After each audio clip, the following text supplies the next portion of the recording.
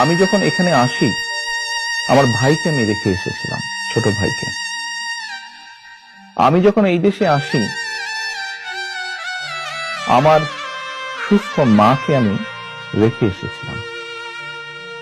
একটি ঘর রেখে এসেছিলাম, যেই ঘরে আমি এবং আমার ছোট ভাই বড় হয়েছি, যেই ঘরে আমার বাবার স্মৃতি ছিল,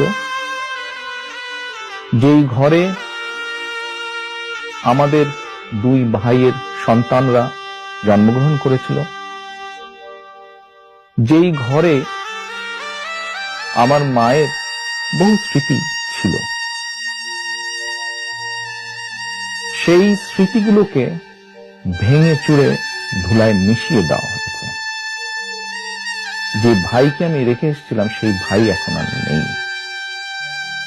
যে সুস্থ মাকে রেখে এসেছিলাম, সেই সুস্থ মা এখন সুস্থ নেই। শুধু অসুস্থই নন, ওনার উপরে মানসিক এবং শারীরিক নির্যাতনও করা হয়েছে। আমি আমার পরিবারের যে কাহিনী আপনাদের সামনে তুলে ধরলাম,